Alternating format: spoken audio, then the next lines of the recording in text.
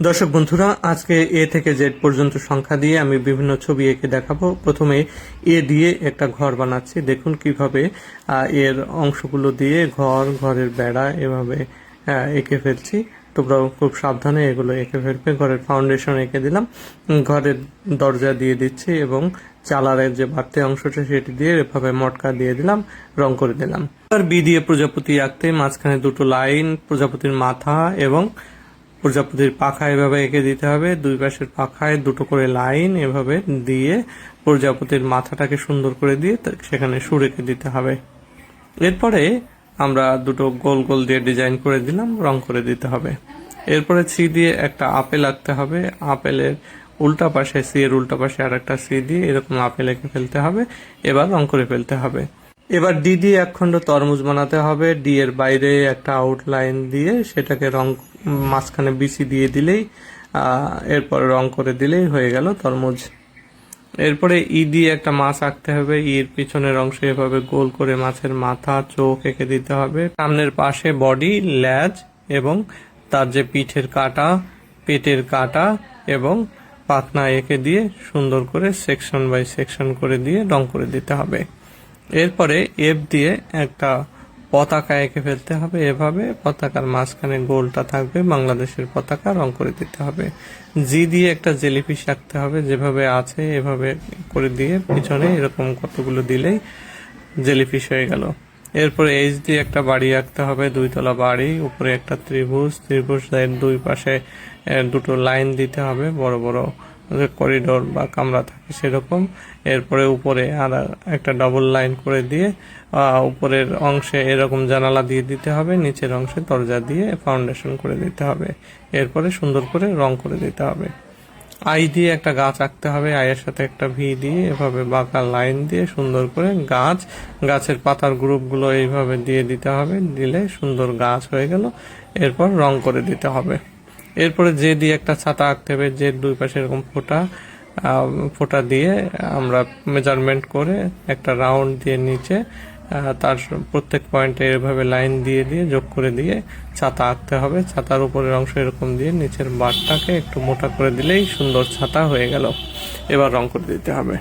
এবার কে দিয়ে আর একটা মাছ আঁকতে হবে। কে এর সামনের অংশ, ল্যাজ এবং পেছনের অংশ মাছের বডি, এখানে একটা কানকোর লাইন দিয়ে দিতে হবে, চোখ দিয়ে দিতে হবে, মুখ দিয়ে দিতে হবে এবং লেজে কয়েকটা লাইন দিয়ে মাছের গায়ে কতগুলো এরকম দাগ দিয়ে দিতে হবে, যে দাগগুলো থাকলে অনেক সুন্দর লাগে।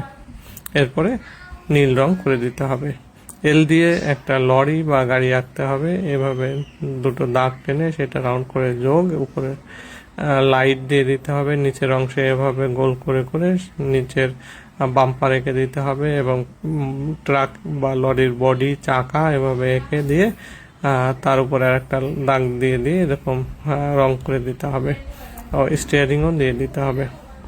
এবার এম দিয়ে ডবল জোড়া ঘর হবে, এভাবে দাগ দিয়ে একটা ঘরের বিপরীত পাশের অংশ, বিপরীত পাশের আর একটা অংশ এভাবে দিয়ে ঘরের যে দেয়াল বা বেড়ার অংশ এভাবে দুইটা ঘরেই এঁকে দিতে হবে। এঁকে দেওয়ার পরে ফাউন্ডেশন দিয়ে দিতে হবে সুন্দর করে। এভাবে ফাউন্ডেশনের পরে দুটো ঘরেই দরজা এঁকে দিলে হয়ে গেল সুন্দর ঘর। এরপরে জানালা দিয়ে দিতে হবে।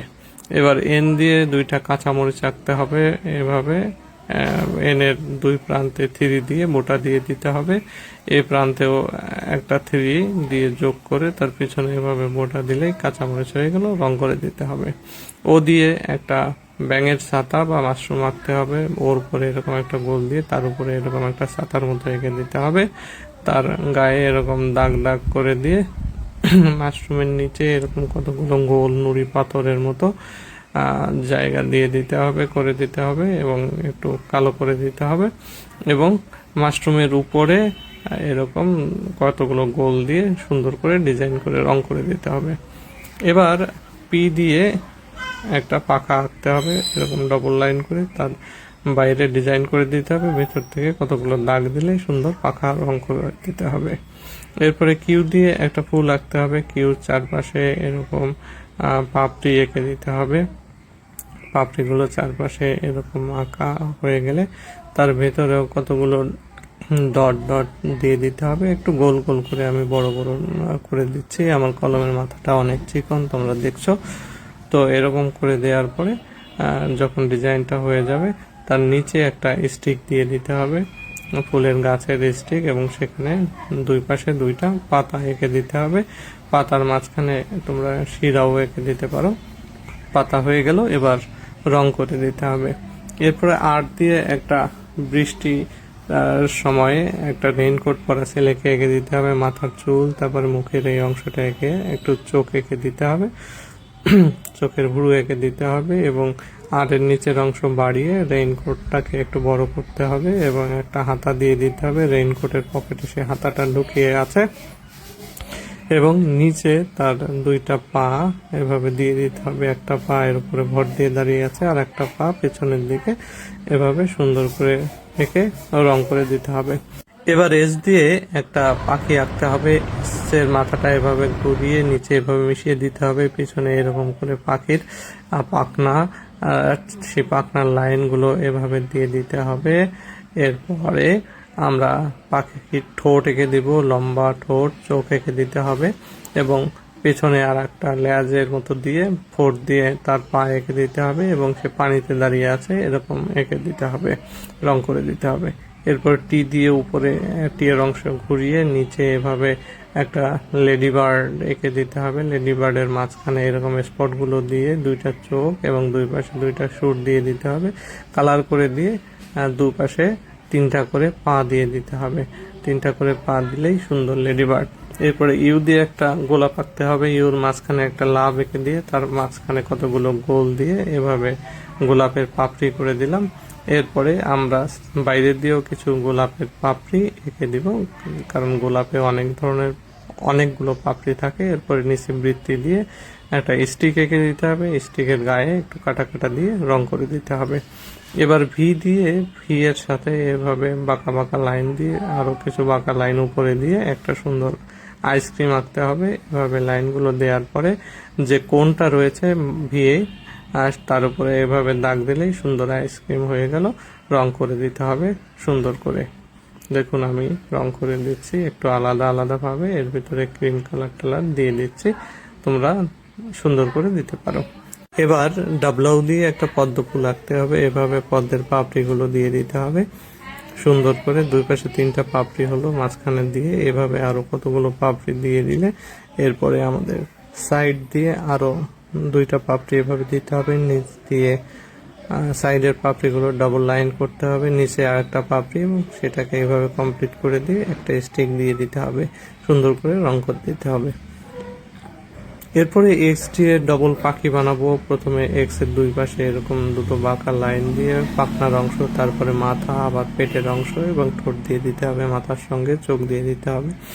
দুই পাশে একইভাবে মাথা এবং পেটের অংশ দিয়ে ঠোঁট এবং চোখ এঁকে দিতে হবে, এবং পাখনায় লাইন দিয়ে এরপরে তার নিচে দুই পাশে দুইটা লেজ এঁকে দিতে হবে সুন্দর করে, লেজ ভাঁজ করা থাকবে। পেটের নিচে এরকম ডাল এঁকে দিতে হবে, ডাল এঁকে দেওয়ার পরে রং করে দিতে হবে।